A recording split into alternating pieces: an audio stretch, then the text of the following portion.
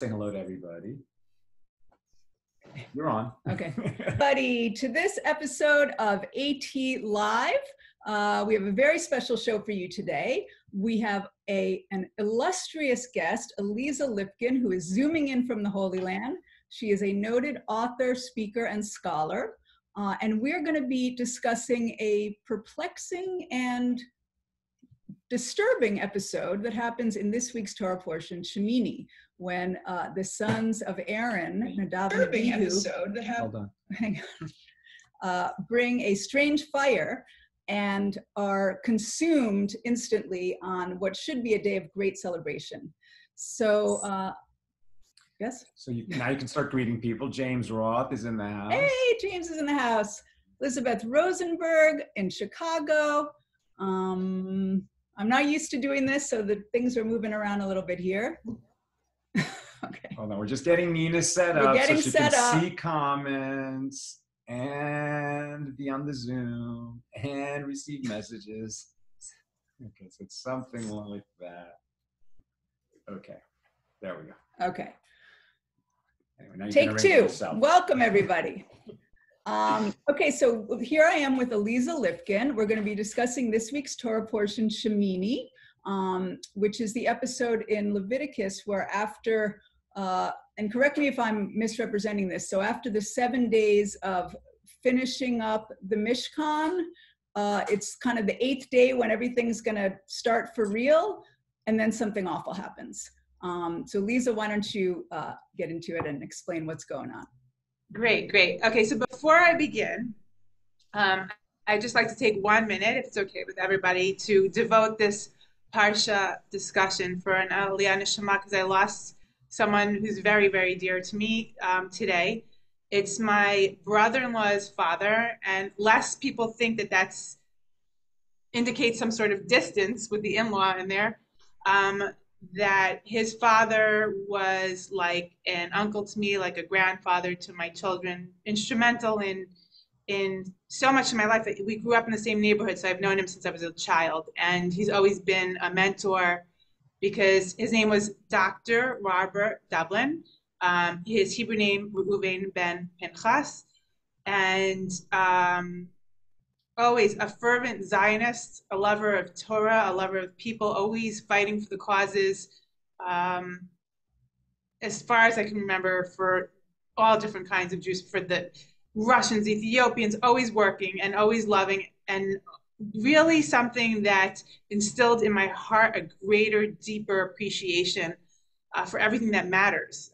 He was a doctor, and he was a doctor in the way that every doctor should want to be a doctor, because he truly, truly cared for people. And that's why I connected with him at a young age. He gave a lot of sense of what people should be and should care for another person in every way. And so I just hope that our words of Torah today should be an Aliyah Neshama for him and a comfort to my whole entire family, who will be missing him sorely. And before I cry, I'm going to go back to the Parsha. So as you had said, what happened in the last Parsha was that they had finished building everything that had gone into the Mishkan.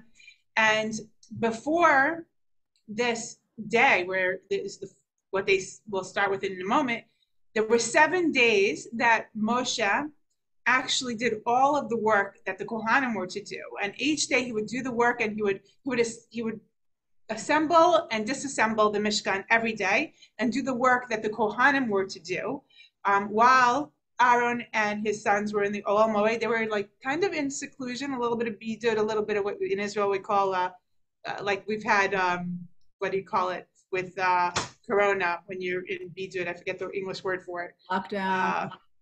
Yeah. They were like that in the Ohel Moed, not moving, while all this is going on. And just, I guess, in this like meditative, turning holy state.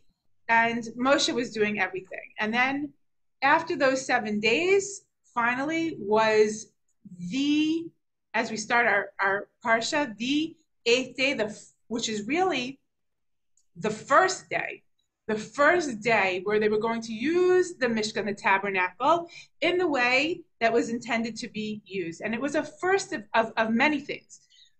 So that's actually a very important way that I wanted to start this discussion. And the way that I usually like to look at the Parsha and start a Parsha discussion, I always look at the beginning, and right away we're struck with the way that Parsha opens up.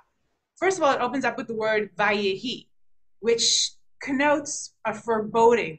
Vayehi is always used in our holy books as something to indicate that there's something tragic about to happen, or there's something tragic that is connoting. And the explanation that specifically speaks to me, because it goes along with how I see all the other parshiot, is the way the Sforno looks at it, is that he says that the Mishkan was not the ideal thing for the Jewish people, because ideally they were supposed to connect with God individually as they had the opportunity on the mountain when God had first tried to give us the 10 Commandments, and he was speaking to us.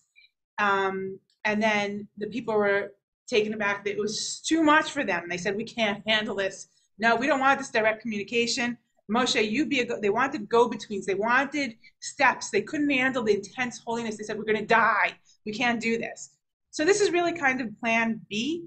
They needed to be eased into their relationship with God. And so the Vayehi is kind of like, it's seen as the Mishkan, even though it's a wonderful place, a place of communion with God, at the same time, it's because we couldn't do it in the way that we really should be able to do it, without a structure, without things, without ceremony. Like, there should really be that, the God within connecting to the fuller God, and just being able to do that. But the people couldn't handle it. So the Vayehi is like a word of sadness, kind of, that we had to diminish God to just coming and meeting him here in the Mishkan. And that's sad. That's less than what we were capable of before, and that we forfeited that opportunity. So right away, even though we're happy that it was beautiful, and they put all their work and their effort and their love and their donations, and they did put their heart and soul, and that in itself is a beautiful thing. But it was a beautiful thing after they forfeited something bigger, larger, non-contained. So, that really speaks to me. And the reason why I love that so much is because I've always felt, of course, I'm Jewish, and I long for the redemption, and I long for the building of the third and final Beit HaMikdash and the glory, and that will be really nice. But I personally am a person who loves the personal connection. And I love the fact that I do believe we can try and connect with God in everything, because God is in everything, in my belief. You can see God in everything. And I believe, I was actually at a funeral, not for the person who I just spoke about, but for someone else today. Oh. And to bring him in, talking about how he always saw the beauty in every single thing, in every flower, every leaf, every tree. He saw God. He saw it as a metaphor for life. And I do think everything is a metaphor, and everything is something to understand a greater concept, and that to me is God. And I love that. And I feel like, even though this is sad, it really resonates with me, because I see that we do have this ability, and that we don't really need a structure. Will be nice for the glory of it, but we don't need it in order to connect. And that just because we haven't gotten there yet to the place we're supposed to be going, we have a potential to connect individually. If it's such a strong desire, we can do that. And to me, that's very comforting. I love that. And I love that because I feel that, So I love it. I don't want to blah, blah, blah, because I definitely want to hear your thoughts. So I've gotten so far talking so much when I haven't even gotten to what we were going for. But I also just want to quickly talk about the fact that it says the 8th day, where, it's interesting, because it really should be, and the Mefarshim talk about this, it should say it's the first day. It's right. The first day they were doing the service in the tabernacle. It was the first, they say it was the first of Nisan. It was Rosh Chodesh Nisan. They say it was the first day of the week. It was the first day of every service. It was the first day of the Shekhinah coming into them. There were so many firsts on that day that it should have said this is the first day of using the Mishkan, and that it uses this word Yom HaShmini. Why would it do that? And I think that that's a huge question in and of itself. And that, yeah, the 8th day is a beautiful thing because the 8th day represents supernatural in our religion. Like everything natural happens within a 7-day period in our religion. Like you look about, first of all, even in the world, it's a 7-day week that incorporates whole the regular mundane days and even the holy, but it's a unit.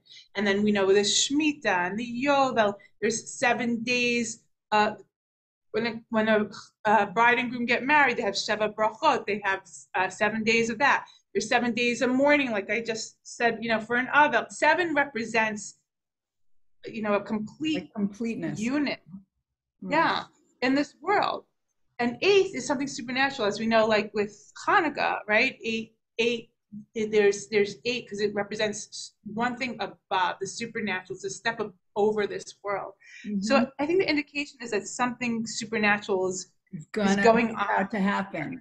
Interesting. Yeah. Well, first I'd like to hear what you might think. I mean, because I'm a little bit. I have some hazy ideas.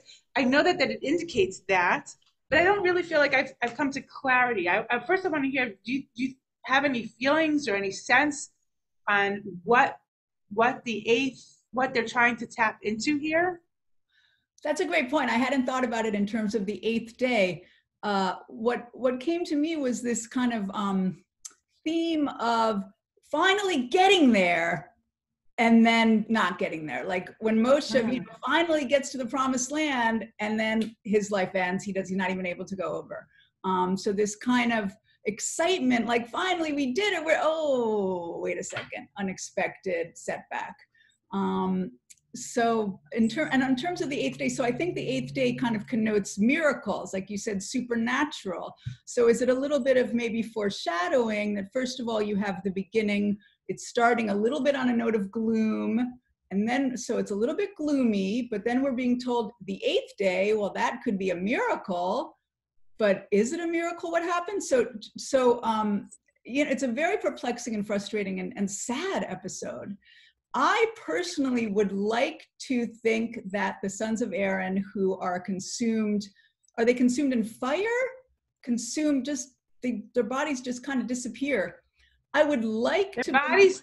Wait, I just want to just say that maybe that's part of the miracle we're talking about, because what the Chazal tell us is that, and the proof is that later on we see that the cousins were told to come and they grabbed them out by their coats. So they say that the fire kind of went in through their nostrils, took their life, but the miracle was that their life was taken from them, but their bodies were intact. And that's part and parcel maybe. Oh, I knew their clothes were intact. You're saying their actual bodies were intact.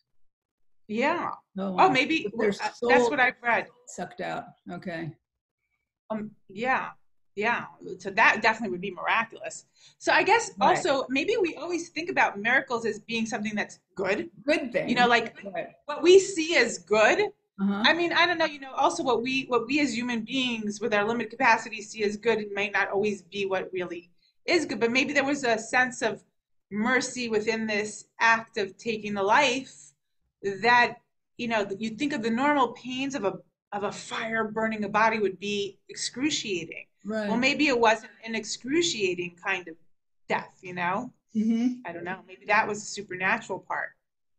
I mean, the big question of this episode is it a punishment, which it definitely appears to be, but yet Moshe's words right afterwards, like immediately after it happens, he says, this is what the Lord spoke when he said, I will be sanctified through those near to me, and before all the people I will be glorified. So it sounds to me, is Moshe saying, well, because they are the ones that we're being sanctified through them because they're just so very holy. But if they're so is it kind of like a reward that they're too good for this world, so they just go right up to Shemayim? Or is it a punishment, like you guys messed up, and this is a really serious lesson for everybody watching and everybody in the ages since then? So that's one question I have: is it a punishment? Is it a reward? can it possibly be both? And then this moment when it happens, Moshe speaks to Aaron, and then Aaron was silent. And it occurred to me, like when you go to a Shiva visit, you're supposed to be silent. You're supposed to let the mourner be the first to speak. But yet Moshe jumps in and he's the first to speak here. And Aaron is silent. So what's going on? Wow. Yeah. I have so many thoughts in my head about that. So I'm going to start talking, but if I'm talking too much, please, or if you have a thought, interrupt me, because I'm like, just so many things went in and out of my mind about this episode. It's definitely one of the most enigmatic episodes, definitely in the Parshat, probably in the whole of the Torah, because it's hard to understand. And first of all, the fact that the Torah actually seems to give a reason. It says they brought an Eish Zara, a strange fire, but yet then you go on and you look into the commentaries, and there's more than 20 something reasons, different reasons they go into, and they'll give you what actually was the sin of Nadav and Avihu. It goes on and on. It goes on. They've said everything from they made halacha before Moshe. They didn't marry. They drank before they went in. I could list you so many, and they're all over the place, like all over the place with this. Right. And it's so, and that in itself to me is first thing that's perplexing is why would the Mefarshim go out of their way when the Torah says they brought a strange fire which wasn't commanded of them, and that's what happened. So like I would normally just take that at face value, even though I love to delve into the Parsha, and I do, and I look at the words it uses because I always feel there's hints to something greater, but I don't see the need. But then when I started to look into the words, I started to understand a little bit more, because the reasons I think are all based on why the Torah uses certain words.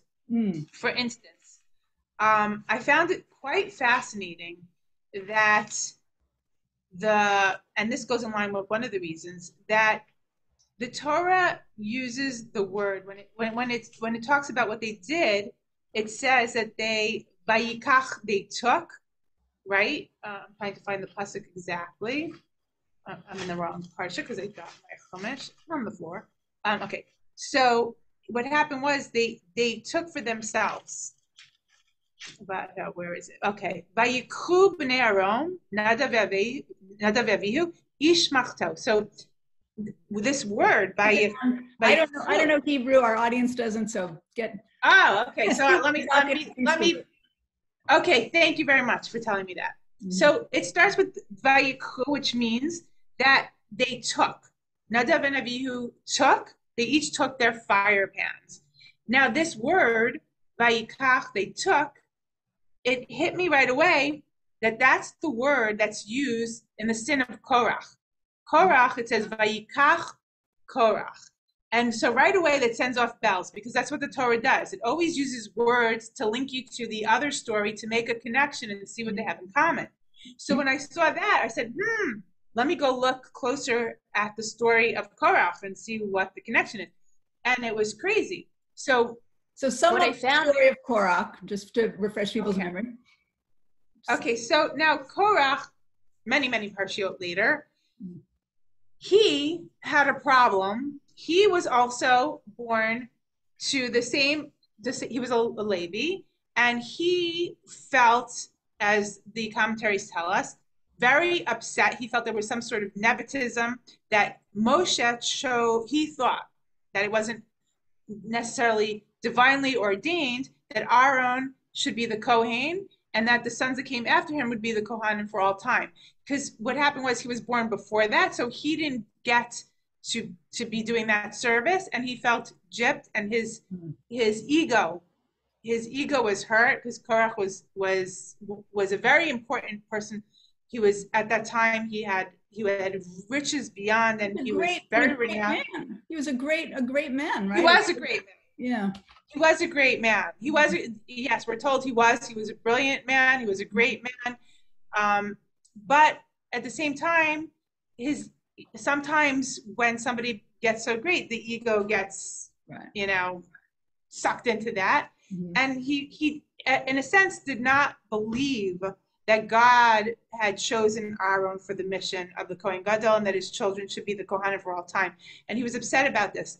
And it says that many Parshiot later, he was holding on to that gripe.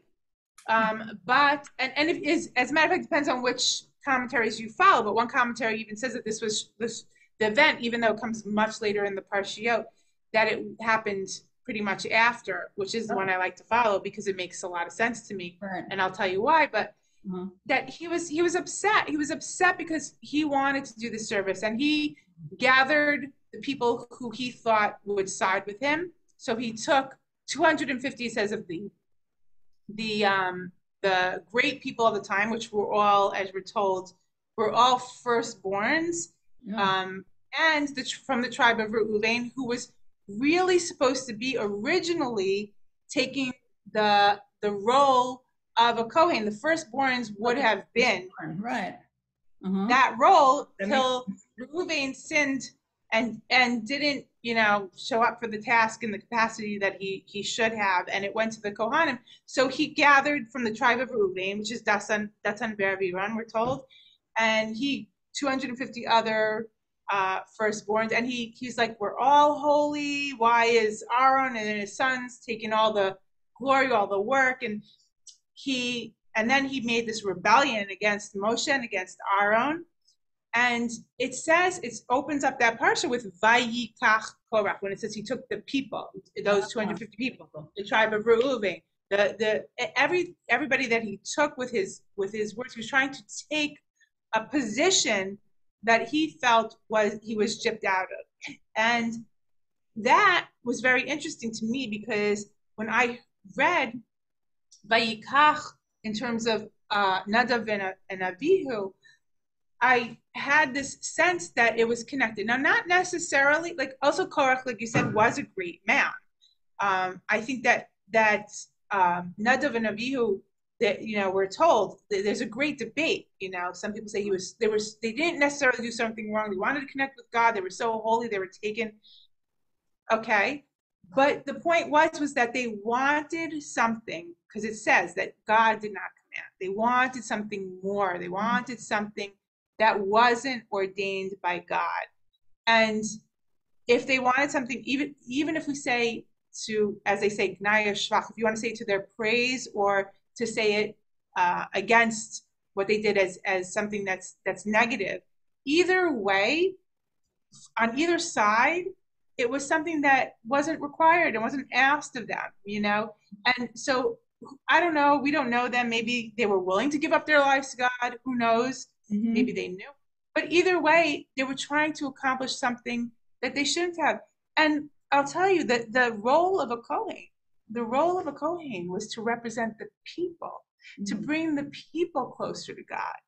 That was their whole role. Not for them. I understand, personally, I'm not really a people person so much, so I understand where they're coming from. I always long to connect with God. Connecting with people, I do because the Torah tells me to, and I realize that it's beneficial, and I realize that people have things that I don't. Like, after years of wisdom, after I've been on this planet of 50 years, I started to become a little wiser and understand that I need people, and in order to grow myself, in order to get closer to God. But the Kohen, that's his job, So if he wants to be closer to God, that's a beautiful thing. It's a beautiful thing. But that wasn't his tafkid. That wasn't his job on this earth. God said, you are the Kohen. You are here for the people. You're here to connect the people and me. And if you're not going to do that, and if you want to be close to me, that's great. I'll take you, and you can be forever close to me. Right. But that's not what you're meant to. That's not what you're meant to do.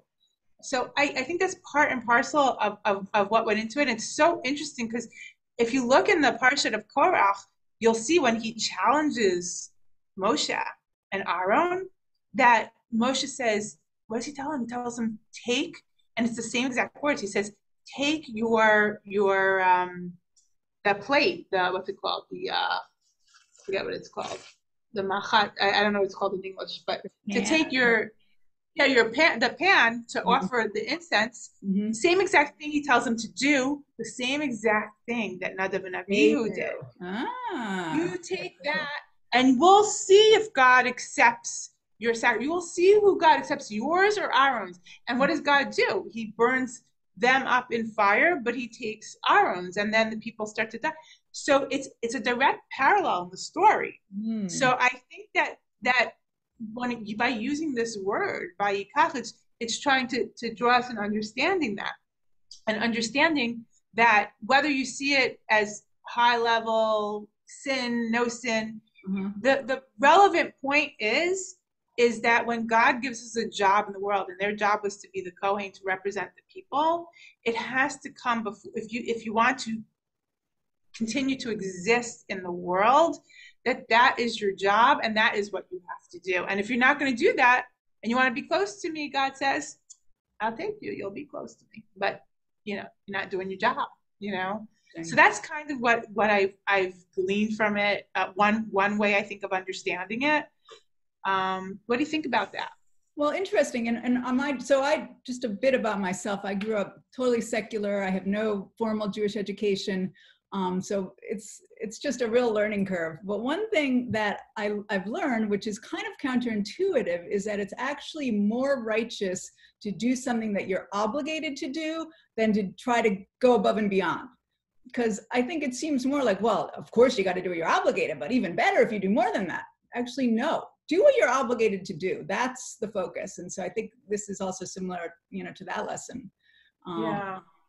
It's not just not ideal to do more than what you're supposed to do, but it can really be intense consequences for that. And then I actually want to bring in, I hope you don't mind if I switch gears a little bit. I love going over to Korach and that parallel. So in my research, I found that the sages, there's another episode that this gets kind of compared to and paired with, which is from the second book of Samuel 6, when King David is moving the Ark of the Covenant to Jerusalem. And it's on my understanding is it's on like a cart pulled by an ox, okay? And one of the guys that's, escorting it along is, I don't know if I'm pronouncing this right, Uzzah. And so at a certain point, like the ox, the cart, it looks like it's going to fall over. And so Uzzah just puts out his hand to kind of steady it. God forbid the ark should fall on the ground. See what's wrong with that? He is struck down. He kindled God's anger for his error. So again, it's a situation where he seems to have gotten, kind of like too close to the fire, too close to something that's so holy, but he was trying to protect it. So why was God so angry at him, killed him? And it says, he kindled God's anger for his error. Is there a connection between this and the sons of Aaron? And what exactly is the error when they're their intentions are so good, but the result is so dramatically bad? Yeah, that's a really hard one. I can't even begin to tackle that because that episode is, to me, more enigmatic. I don't understand. Like, I think it's a natural knee-jerk reaction for a person. So, like, when they see something holy about to, in his mind, be desecrated by falling, and that it's hard for me to understand that. It's hard for me to understand. I think it just brings me back to this word, Yom HaShemini, like above and beyond our understanding. I feel like there are certain things, that is one that I've never heard an explanation that that ever resonated with me as I can accept that, other than, I don't know, I have to try and think in my own mind in order to accept it, is that if it was so important to Uzzah to protect the sanctity of the Aharon, that he was willing to, as a soldier would in battle, put himself, before. Interesting. So you're saying he might have known what the consequences. He might have, it might have. He was willing to sacrifice his life for the sanctity, and that would be something that was his honor as a soldier in war, protecting his country, his king, his fellow, even his commander, whatever. that, unfortunately we see in Israel today, that people will willingly and knowingly give up their life for the honor of something greater. And that is the only thing that can give me comfort and consolation for the person themselves having done that. Mm-hmm. And maybe it has to do with the bigger picture and more in his life that we're not privy to. Right. But I believe there's something we're supposed to get, because it wouldn't be put in for us to read other than that. But I would definitely have to study that much closer to come up with anything. Because we're taught that, kavana, that intentionality is so important to our prayers and to the mitzvahs we do. So, but here we have it. I mean, that's the thing with Torah, like you have to be able to hold opposing concepts in your head. And there's so much that we can't wrap our mind around, but we can kind of dig into it. I mean, it seems like with that episode, I guess one thing is that it should have been so deeply internalized to him not to touch it, that it wouldn't even, I guess, occur to him. But yet, if you drop like, a hummus or a book on the floor, you're supposed to pick it up and kiss it. And it's not good to have something on the floor that's holy. So that's confusing. Now, going back to the sons of Aaron, it's just so brutal because Aaron, he's such a lovable, sweet, good, peacemaking man. I mean, so exceptional. This is somebody who's the older brother. His younger brother was chosen as the one that's going to talk to Pharaoh, the one that's going to lead the people out of slavery. And Aaron was so humble. Anybody with siblings or who has multiple kids, that's, sibling rivalry is real. So Aaron is such a special guy, and that he should suffer. I mean, it's inconceivable. God forbid losing a child, losing two children at once right in front of you. That should happen to Aaron. It's hard to accept. It's hard to understand, but yet there's got to be something so important there for us to focus on. I don't have answers. Yeah, I don't think anybody's got the answers, just maybe certain things, little things that we can glean from it. There's certain thoughts that I had, and it's very hard for me because I was grown up from birth, FFB, what they call. And in growing up that way, it's ingrained into us that you never say something that would, God forbid, shed a negative light. But I feel compelled, because I feel, despite the way that I was brought up, and I do have great reverence for Moshe and for Aharon and for all our great leaders, and the fact that I do have that reverence, and that they are so important to me as figures to learn from, I feel that it would be a sin not to take the lessons that I feel are shouting out at us. And so, like, there's the one thing that I always think about Aharon is that we know he was Ohev Shalom, Rodev Shalom. He loved peace and he pursued peace. He ran after peace. That was his end all and be all. That was his whole identity. And he was always trying to do things to get people together, and he was always about the other. And when I think about it as a parent, and the way he was loving and giving, is that there always, with any positive quality, there's always a drawback. Like you see with leaders, right? They say, well, Moshe Rabbeinu was Moshe Rabbeinu. Why weren't his kids the next leaders? You know why? Probably because Moshe was so busy with the people that, unfortunately, something probably gave. Something probably gave. Right. And who was the beneficial? Who was the beneficiary of it? Was Yoshua. Why? Because Yoshua was around him 24/7, like his children, maybe as a normal person would have, should have, could have been. Right. But Yoshua was that person. So I think that in Aaron's personality, with always giving, loving, and benefit of the doubt, that so much so that it may be even to the point where he loved and gave his children so much that, and I think I'm at fault with this with my own kids a lot, is that you want to give, you want to do, you want to always, not, save them from certain things. And maybe all that giving and them being the sons of Aharon, the nephews of Moshe, there was a sense of importance and entitlement, and something else, with all that giving, was not giving them the room to understand a responsibility, kind of like, they're great, my father's great, my uncle's great, I'm born into this greatness, I'm entitled to this greatness. And I think that that had to have an effect.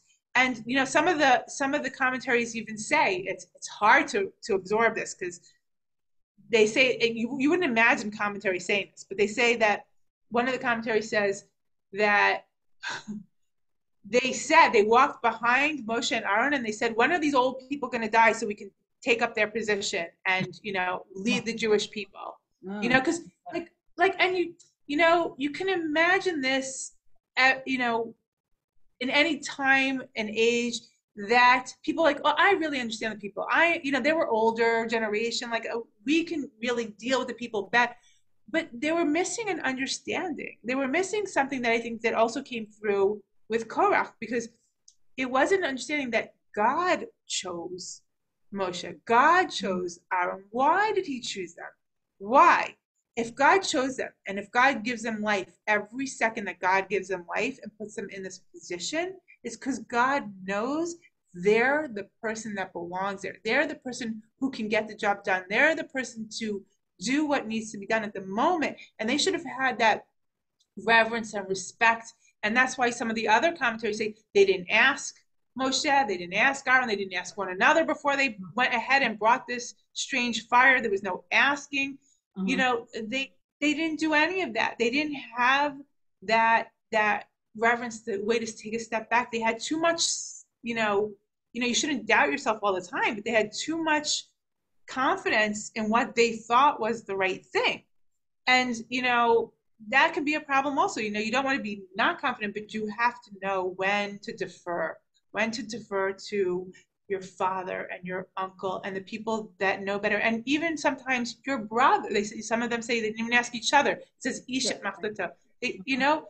But even with each other, even with your peer, you don't always, even when you think, you don't always know everything. And I think that's like a very important lesson for today, because people are so sure of themselves, of always knowing what's right, especially in today's generation, because the world has changed so dramatically with how it works and with technology and everything. And there is such a lack. I mean, that's what makes me think the Messiah is coming, because they say when there's going to be such great reverence, then the Messiah is, well, could there be greater than now? I think we're seeing that. Yeah. Well, one of my favorite rabbis, Avigdor Miller, says that in order to be a good person, as we go through life, it is absolutely essential that we constantly ask ourselves, what if I'm wrong? Every step of the way. What if I'm wrong? What if what I believe is wrong? What if I'm doing is wrong? And maybe it's most of the time not. But did the sons of Aaron ask themselves that? Did they take that moment to say, what if we're wrong? And like you said, to kind of just like, maybe if they'd taken the moment to talk it through between the two of them, or certainly their father, but so some of it is this kind of impulsive, just rushing in without thinking it through. Let's see, I see there's a comment from Elizabeth Rosenberg who says, you shouldn't play with Hashem. I often tell this story when my kid plays with the lighting of the Shabbat candles. It's almost like a little bit touching a hot stove. Like, if you touch a hot stove, you're going to get burned. Is it a punishment? I don't know, but it's a just natural consequence of what's going to happen. But is it a natural consequence? Because like you were saying, the number 8 kind of implies, supernatural, not in the natural world. Perplexing. It's very perplexing. There's something else before, because I want to talk about Vayidom Aharon, but there's something before I forget, because I tend to forget everything I want to say. There's something that really hit me also, and it gave me pause for thought. And that is that before we get into our Parsha, there's the 7 days that I said that Moshe did all the, constructed and did the work in the Mishkan and deconstructed. And then there's Midrash that says that the people came and they cried to God, they cried to Moshe that, why isn't God's presence resting upon us with all this work you're doing? Like they felt despondent about that. And then we go into this week's Parsha and we see if you read the words carefully, we see that Aaron brought his sacrifices, he did his work, and yet the Shekhinah, that God's presence, didn't come down. It wasn't until he finished, he went into the Ohel Moed with Moshe, and then they came out, and then God filled his presence. And I said, whoa, wait a minute. That's fascinating. This is fascinating for two reasons. I said, first of all, why was it like everything was ordained to be done. So if God said do this, you think automatically then God would, show his presence. Right. Why was God waiting for that last moment? What is it connected to? And then what made me think of the answer that I'm about to give is another thing. When we talk about the sacrifices that were done, two things really struck me. One was that Aaron had to give his sacrifice, a chatat, a sin offering, with an egel, like the egel as a the golden calf, because of his, whatever he did that contributed to the sin of golden calf. First, he had to get atonement for that before he can represent the people and atone for them or do the service for them. He had to first, get good with God on that issue. So he had to give that. And they said the people, they gave a separate sacrifice that had to do with actually the sin of the brothers selling Yosef. And so that shows the dissension between brothers, which is something that the whole nation of Israel has to atone for, because we have to have harmony, love for one another, and that's the point we were trying to get at, and that the nation has to bring an offering for a sin of not being harmonious, of hatred for their fellow. And then I see like Moshe and Aaron didn't have that, like you pointed out. They had this love for one another. Aaron was so happy when Moshe was arguing with God, he can't do it. And God said, Aaron will be your, finally, when he got fed up, said, Aaron will be your mouthpiece, he'll be happy to do it for you, he'll be happy you're the leader. And he was genuinely happy. And they did have a love for one another. And so I think two things with this waiting for his presence till that moment at the end. I think when Moshe was doing the work himself, Moshe was the closest to God. God could have brought his Shekhinah over, but he didn't. And then when Aaron did his work, again, this is what God asked for, and God could say, okay, now I'm going to. But I think the reason why God waited is he wanted to show the people. You see this love that Moshe and Aharon, this brotherly love they have for one another that you're trying to atone for with the sin of Yosef. When they come out together, when they come out as a unit, when they come out as one, I'm blessing that. And that's when my presence will come out. And that's when my presence will be upon you, is when the brotherly love comes together. And also I think in part of it was showing that even though Moshe was the leader until that point, that God didn't want them to think, okay, now Aaron is taking over, now forget about Moshe. Like, now Aaron's your leader, he's your representative.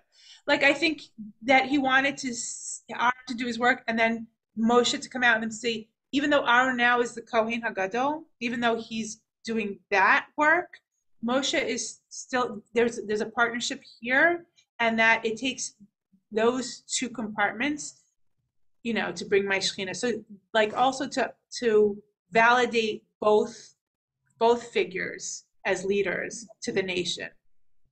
Now, in terms of the Hebrew, so strange. So, what is the word for strange, as in strange fire? And what other can you kind of dig into that word a little bit and explain? Oh, I love that you're asking that question. I'm so happy you asked that question, because I would have forgot to talk about it with Gamre. Totally. There is Eish Zara, which is so interesting, because the word that we use for foreign gods, for idol worship, is Avodah Zarah. Same word. Avodah Zarah. I never right? put it together, right.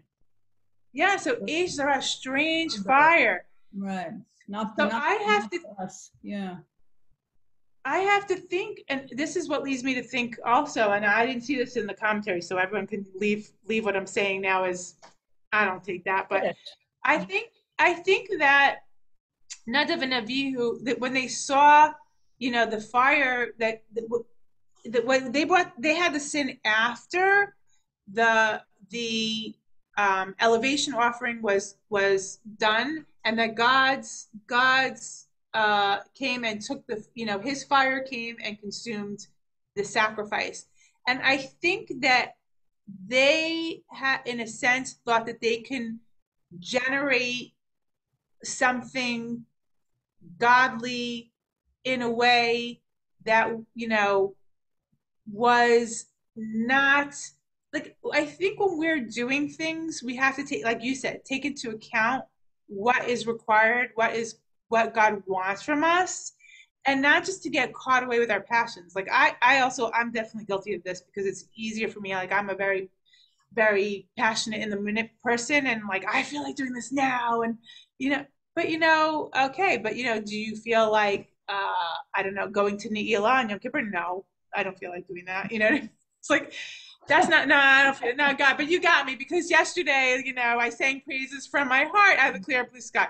Okay, that's beautiful. I'm sure God's saying, but where are you in the Ne'ilah services? Why are you in your bed at home? Like, you know what I mean? Like, so I think that when they brought something foreign and they expected to be able to generate something, what they were missing was, I think they saw the Moses, Aaron relationship of coming out together, and then God came out and took it, and they're like, oh, we're brothers too. We can duplicate that. But you can't artificially duplicate something like that. And then it said that each one took his own without talking to another. Moshe and Aharon had a very special thing going. It wasn't just because they were brothers. They were estranged for so many years. They didn't grow up together, right? They didn't grow up together. Yeah. And yet they maintained some sort of connection that was, I think it was even beyond the fact that they were brothers.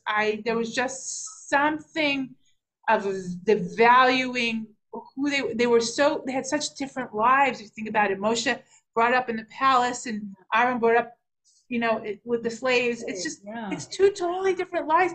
And I think that they respected each other where they came from, that they were a totally different person, and that meant something. And that meant something to them, and it's different when you grow up with somebody by your side and you think you know everything, like, right. I know that, but we don't, because no one's ever in somebody's heart, soul, and mind, no matter how close quarters you live, you just don't know, and you just can't. It's something that either it's cultivated or it's not. It's not just automatic, And I think that maybe they were a little bit just thinking that, oh, we have that, we're brothers too, and we can come together and generate that kind of response from God. But I don't know that it's that. I don't know that it's that easy. This is just my thoughts. Again, that's not based on a commentary. So I want to put that out there. That if that doesn't resonate with anybody, just in terms of human nature, that definitely makes sense. And that's the model that they grew up with, was Moshe and Aaron. And so do you think that so there's two other things you mentioned, which was the idea that they're not married, and the idea that right after that, there's the warning about don't make a sacrifice when you're drunk. Right. So were they drunk? Were they deliberately not married? Because, like I know in other religions, it's like, people don't get married. It's considered they're married to the church, or they're married. So was that an important mistake that they made? Why weren't they married? Do we know how old they were? I mean, they were grown men, so normally I guess they would have been married. So the marriage thing, it goes on to talk about it, is they believed, it says that no women were worthy of their greatness coming from Moshe and Aaron, that nobody could meet up to that.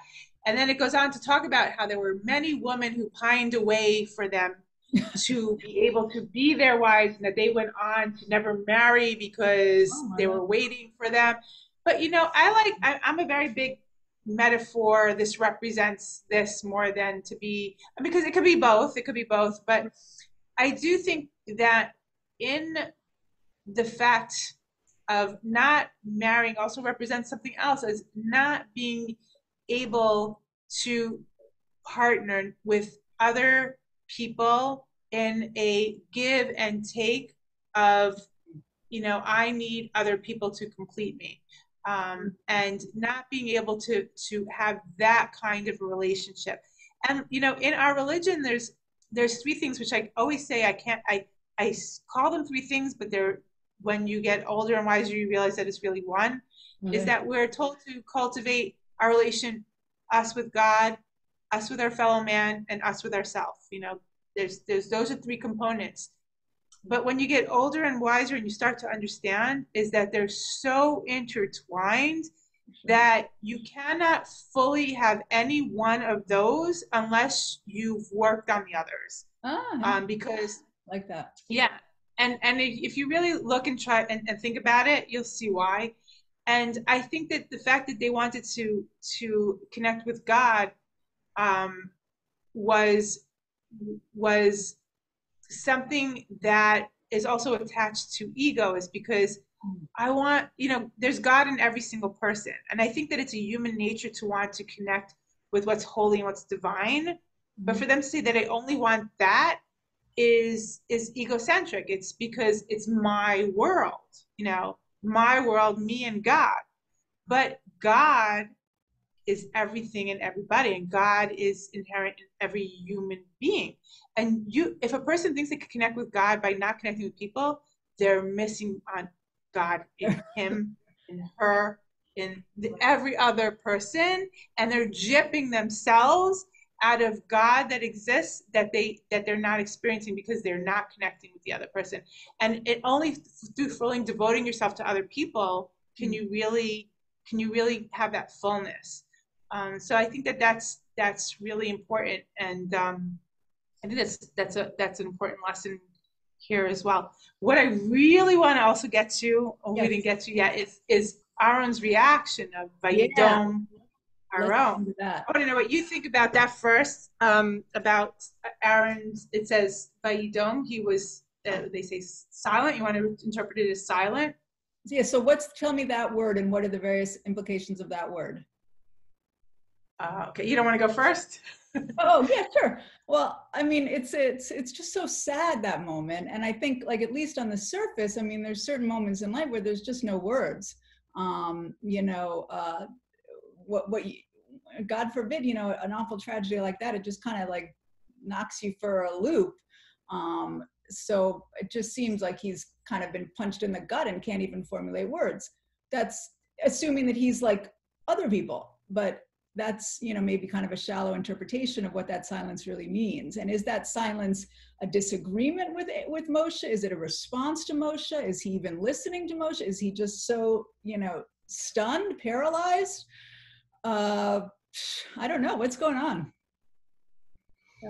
Right. It is. So also my first initial reaction when I read it is, that it was too much. He was quiet, he was silent.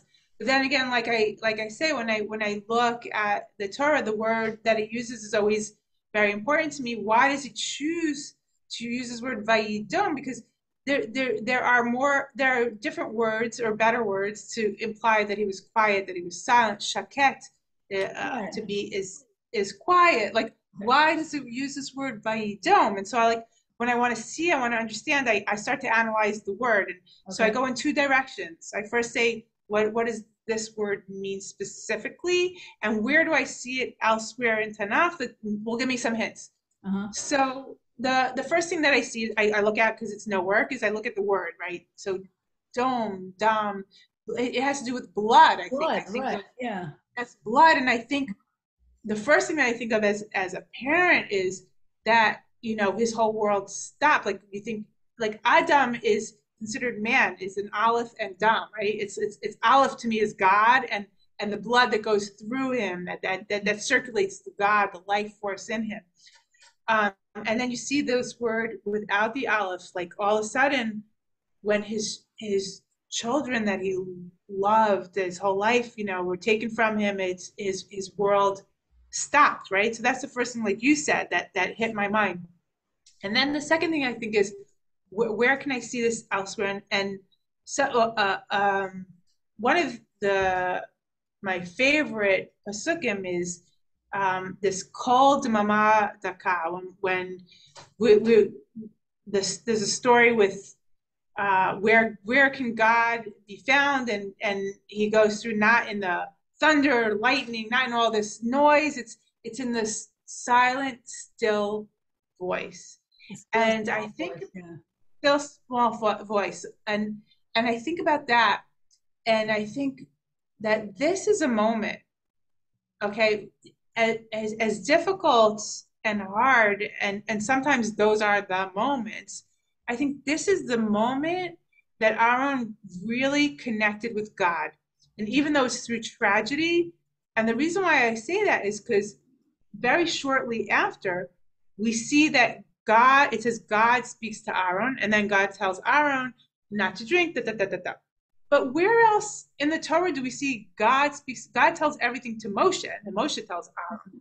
All of a sudden, because in this moment where he's silenced, where he just sits with no noise, he everything is quieted down from him. That's the moment when there's quiet. That's why people do hitbodedut, when they want to commune with God. They go to be alone and to be in silence, because it's in those silent moments when you let everything stop. You don't need to connect with the noise. You rise above and you connect with God.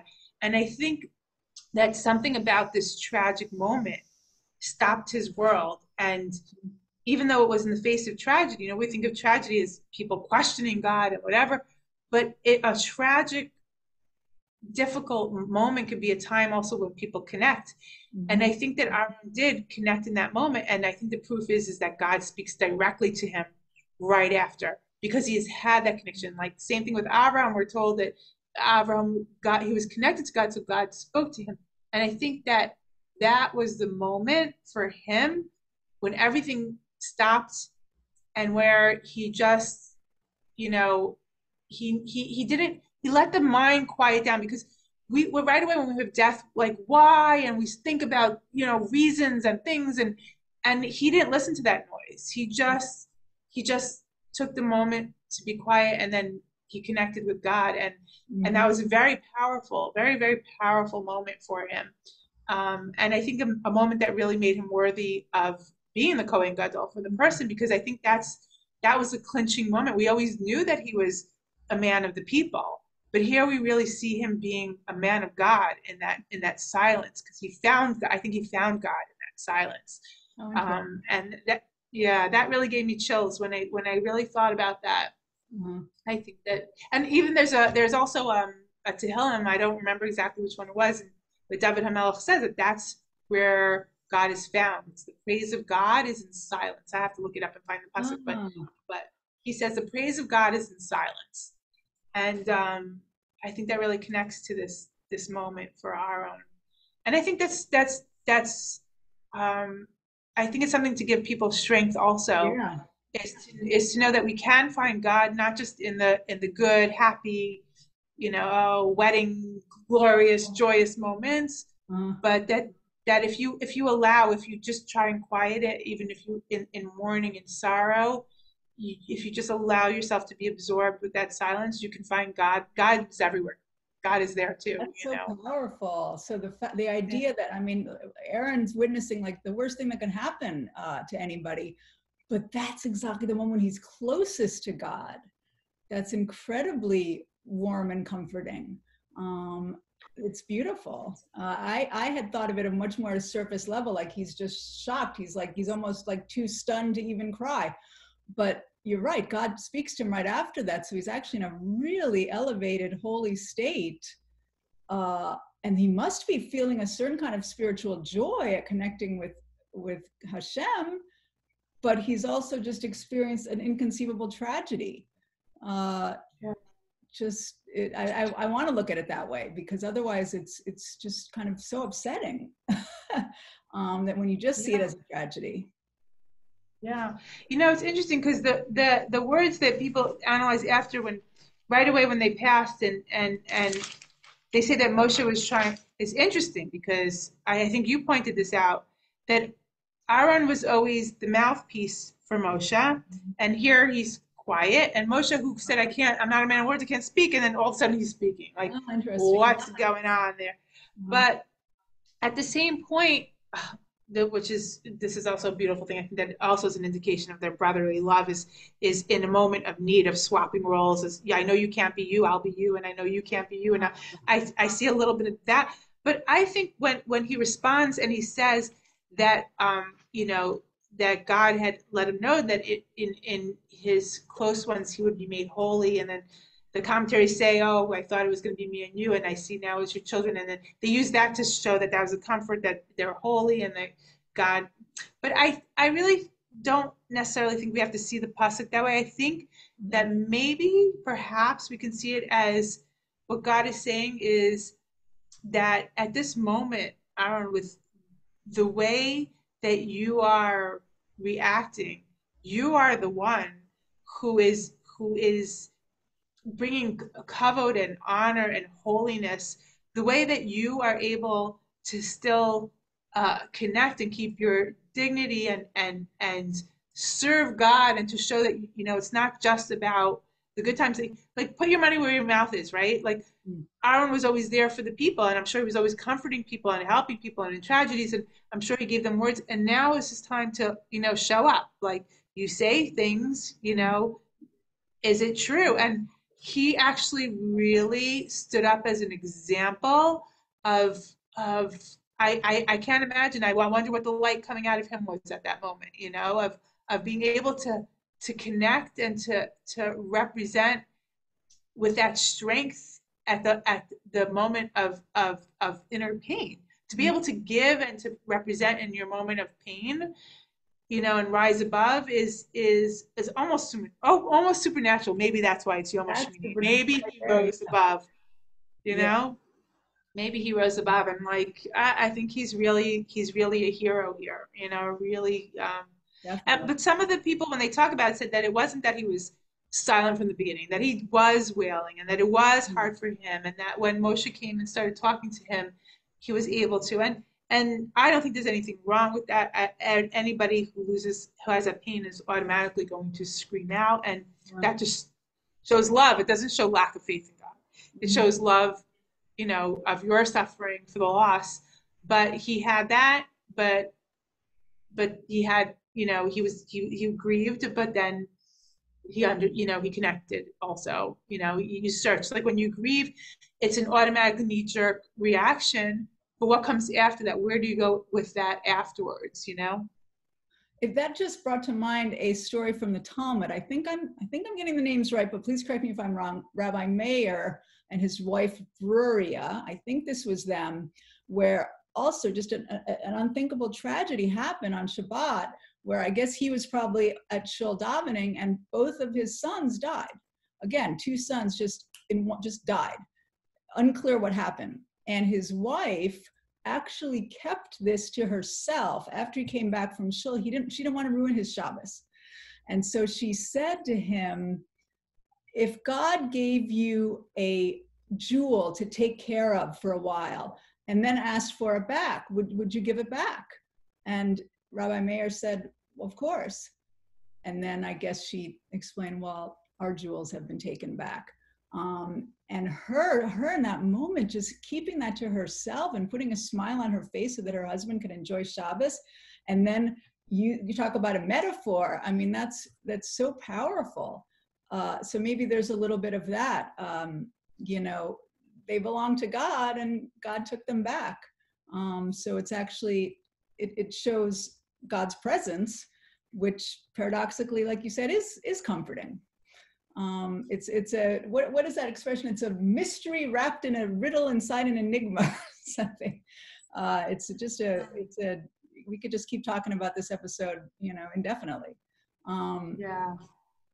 But I think we're going to wrap it up because we've actually been talking for an hour.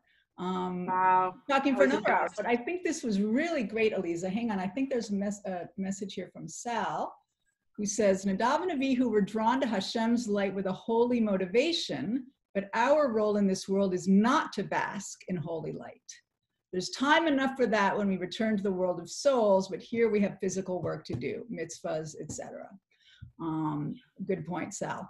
So Lisa, this was just so wonderful. I hope the audience enjoyed it as much as I did. And I would love to do this as a regular thing. You know, Totally. It's definitely something that we want to incorporate into our programming, is more about the Parsha. So you're great, and I want to do it again. I would love to. You call the date, and I will be there if I'm available. I enjoyed this very much. So always love talking to Parsha, and it was really nice talking with you. So let's do it. Yay. And also, for those who don't know, Eliza is one of our illustrious Table for Five contributors. You know, every Thursday, we, in partnership with the Jewish Journal, we have 5 great writers comment on the same pasuk from this week's Torah portion. So Eliza has already been in the Accidental Talmudist pipeline because of that. And now we have a whole new initiative, which is Parsha study. So we Our passion for Parsha. Be in touch with this. And Sal, is there any other questions or comments that we should? I think Sal's in the other room. Sal, are you there? Okay, I guess there's nothing. Okay, well, this was great, and it's really an honor, and we'll do it again, God willing. Thank you so much. And I know it's Tuesday, but Shabbat Shalom. My kids laugh at me. I say Shabbat Shalom right after Shabbos, Sunday, Monday, Tuesday, Wednesday. It's because it all revolves around Shabbat. So Shabbat Shalom, and thank you so much for the conversation. Thank you so much, Eliza.